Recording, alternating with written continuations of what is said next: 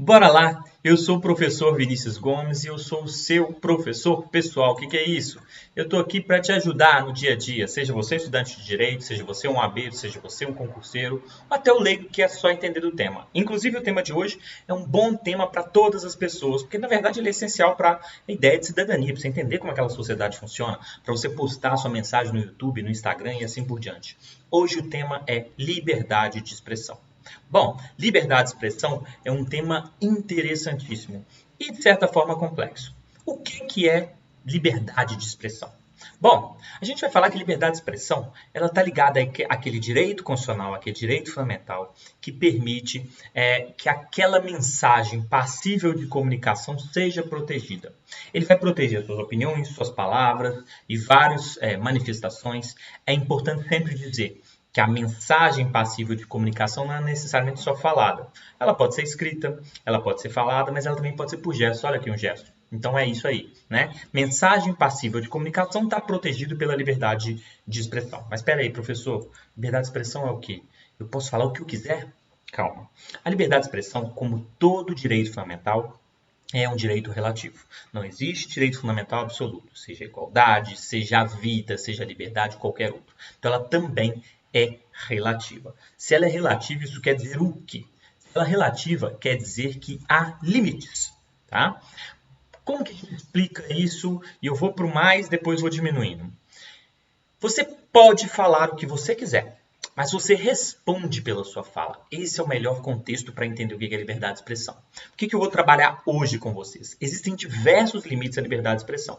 Eu vou trabalhar todos os limites, mas de uma forma mais superficial. Por quê? Porque cada um deles precisa de uma aula específica. Tem uma série de detalhes, tem decisões do STF, tem casos concretos para analisar e para cada vez ficar mais claro e mais evidente. Então hoje é uma aula mais geralzona. Ela vai se aplicar muito para o leigo, que quer entender um pouquinho, muito para o estudante de direito, muito para o abeiro e concurseiro para fazer uma primeira etapa, para o cara que vai fazer um concurso de nível médio. Se você vai fazer um concurso jurídico, juiz, promotor, delegado, você vai precisar de aprofundar um pouco mais. Aí depois eu gravo algumas aulas para vocês e aí vocês acompanham. Bom, quais são os limites da liberdade de expressão? Um dos limites é a vedação ao anonimato. Outro limite, direito de resposta. Outro limite, proteção à honra. Privacidade, imagem, retrato, intimidade também são dos limites da liberdade de expressão. A vedação da censura também é um limite da liberdade de expressão. O discurso do ódio é outro. E a gente tem mais limites, tá? Além desses previstos em legislações. Bom, vamos tentar adentrar um pouquinho mais e entender isso melhor. Limites, né? Eu coloquei aqui outros limites para vocês também, né? Tem umas condutas, por exemplo, que elas são previstas no Código Penal como ilícitas, né? A gente tem os crimes contra a administração pública, por exemplo, e a aluna apresenta a vocês, está ali atrapalhando a aula, né? Abrindo a porta. Mas, bom, por exemplo, o crime de apologia a fato criminoso, a incitação ao crime, né? O desacato também é um limite da liberdade de expressão. O direito fundamental ao silêncio do preso, que a gente estuda geralmente no processo penal e no penal, também são outras condutas que provam que há uma relatividade nessa liberdade de expressão. Vamos começar. Vamos iniciar pela vedação do anonimato. Bom, professor, vedação do anonimato? Onde está previsto isso? Bom, os limites constitucionais, eles estão previstos na própria Constituição. Tá? Como diz Bernardo Gonçalves Fernandes, é uma limitação axiológica que a maioria concorda. Então, há uns limites dentro da própria Constituição. O artigo 5º, inciso 4, fala: é livre a manifestação do pensamento sendo vedado o anonimato. Professor, o que é isso de vedação do anonimato? Bom, a vedação do anonimato é um importante limite da liberdade de expressão. Por quê? Ela veda que o sujeito fale algo, passe alguma mensagem, por gesto ou qualquer coisa, mas esconda seu rosto. Ai, por quê, professor? Porque se ele esconde o seu rosto, não tem como ele ser responsabilizado. E isso já deixa de cara claro que a liberdade de expressão não é absoluta. Você pode falar o que você quiser, mas você responde por sua fala. E uma garantia a essa responsabilização é a vedação do anonimato. Você não pode falar isso de forma oculta, tá? A responsabilização, a vedação ao anonimato, ela traz algumas correspondências, que é o direito à indenização moral e material e o próprio direito de resposta que a gente vai estudar mais profundamente.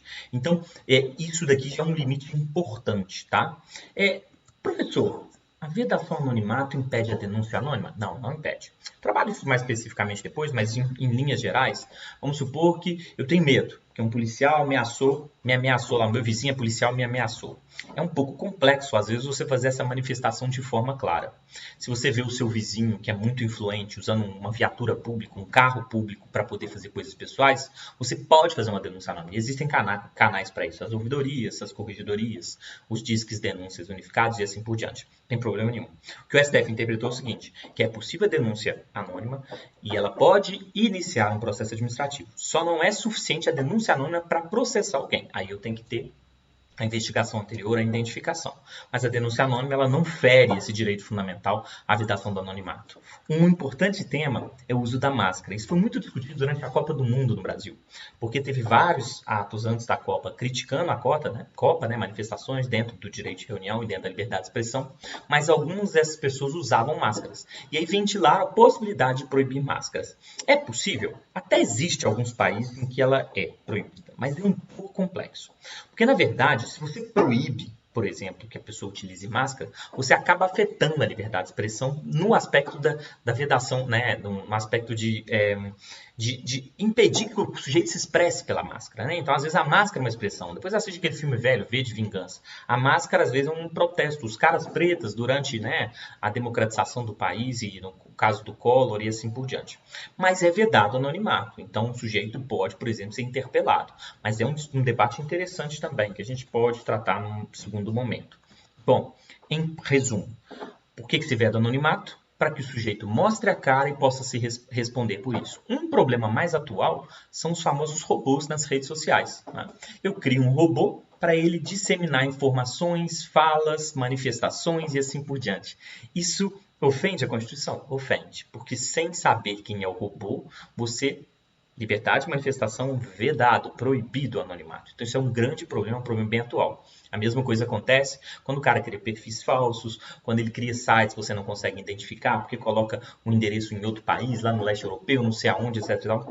Esse é um problema bem atual. Depois eu trabalho com vocês quando eu for trabalhar fake news ou desinformação, que é um tema correlato também à liberdade de expressão. Bom, segundo mecanismo de limite à liberdade de expressão é o direito de resposta. Na verdade, o direito de resposta ele é uma consequência da vedação do anonimato. Né?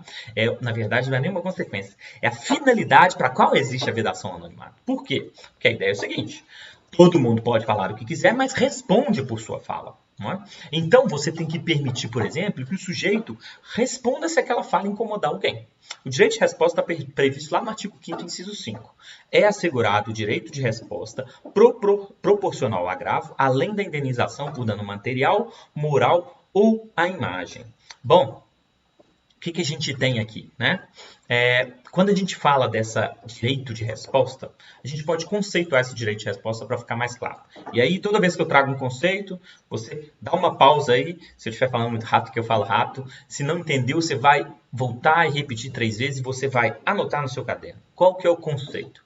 O direito de resposta é um mecanismo, um direito fundamental que surge da vedação ao anonimato, que nada mais é que a possibilidade daquele sujeito que recebeu a fala responda a ela ou retifique essa fala.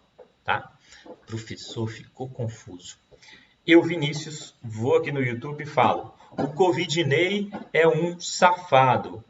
No dia tal, ele fez isso e aquilo, ele pegou a ex-mulher de não sei quem, ele traiu não sei quem, etc e tal.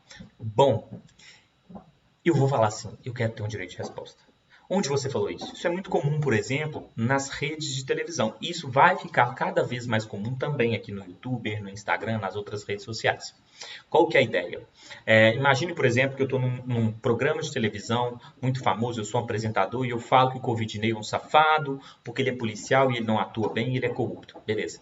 O Covidinei vai pedir um direito de resposta e esse direito de resposta ele vai poder mostrar, por exemplo, que aquilo é mentira, que aquilo é falso, ou responder aquilo, porque ele não teve a oportunidade de falar sobre aquela fala. E olha a dimensão que ela toma quando eu falo numa TV. Então, ou até retificar, corrigir essa fala. O direito de resposta, então, é a possibilidade de responder aquela fala ou retificar aquela fala, e ela é concedida proporcionalmente à forma como a mensagem foi transmitida. Isso quer dizer o quê? Eu falei do Covidinei.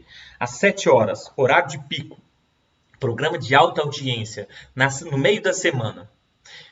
A resposta não vai ser no domingo às 11h50 da noite. Não é? Ela tem que ser proporcional, mesmo tempo de fala, no mesmo momento, com a mesma dimensão. Quando a gente falava só em redes tradicionais, atingir as mesmas regiões, então não pode ser só uma cidade, se a fala foi em nível nacional e assim por diante. Hoje, nas redes sociais, é a mesma lógica, tá? A dificuldade é porque a gente não tem muito mais esse tempo espacial, essa questão até de momento, né? Porque às vezes algo tem repercussão num determinado momento e não vai ter, mesmo se você colocar no mesmo horário, no mesmo dia da semana e assim por diante. Que é, inclusive, um tema muito interessante para quem está se formando, para quem vai trabalhar, porque é um tema para a gente pesquisar, que talvez a gente vai ter que melhorar isso. Mas, de uma forma geral, é essa a ideia do direito de resposta, tá? De responder ou retificar essa fala, sempre nessa ideia de proporcionalidade. Bom, somente nos meios tradicionais é aplicado o direito de resposta? Não. Isso era óbvio, tá? Isso era óbvio porque a Constituição trouxe o direito de resposta e ela não especificou. Ela só falou do direito de resposta. Olha só, se você pegar o texto constitucional, ele fala aqui, olha, assegurar o direito de resposta proporcional ao agravo. Não é? O que ele está falando? Olha, então, se eu agravo, eu falo mal do Covidinei, ele pode responder a mensagem no mesmo momento, no mesmo local, etc. e tal. É só isso. Então, não tem nada disso. Isso nunca foi necessário. Mas, para ficar bem evidente diante das novidades, o legislador editou uma lei, né? Que essa lei aqui, a Lei 13.188, de 2015, e lá no artigo 2º, parágrafo 1º, ela trata isso bem especificamente. Olha só. Para os efeitos dessa lei, considera-se matéria qualquer reportagem, nota ou notícia divulgada por veículo de comunicação social, independentemente do meio ou da plataforma de distribuição. Eu até coloquei aqui no quadro uma coisinha diferente e grifado. Já vai lá no meu vídeo de como estudar e aprende isso. 3 leituras. Faz uma primeira leitura, na segunda leitura você grifa e põe os pontos principais. Esse artigo, o principal ponto é, independentemente do meio ou plataforma de distribuição, tanto faz se é pelo telefone, se é pela internet, se é por qualquer outro meio que foi inventado pelo ser humano. E olha a continuação. Publicação ou transmissão que utilize cujo conteúdo atente, ainda que por equívoco de informação, contra a honra, a intimidade, a reputação, o conceito, o nome, a marca ou a imagem. O grande X dessa questão, na verdade, é ainda que equívoco de informação. Percebam, não tem que ter dolo no momento. Pode ser só um equívoco. Se eu falei algo errado do Covidinei porque eu fui colocado em erro, ou seja, de forma culposa, sem dolo, ainda assim subsiste o direito de resposta. Isso aqui é importante. É óbvio, mas é importante porque a lei deixou isso bem claro. O restante até que não. Porque, na verdade, o restante é concretizar o que já está na Constituição, como a gente vai ver nessa aula ainda. A honra, a intimidade, reputação, né, privacidade, imagem, tudo isso, nome, que são lá do direito de personalidade, direito civil, estão todos protegidos pela Constituição e eles estão abrangidos de direito de resposta. Então, quando eu falo mal do Covidinei no programa ou no meu canal do YouTube, isso é um problema.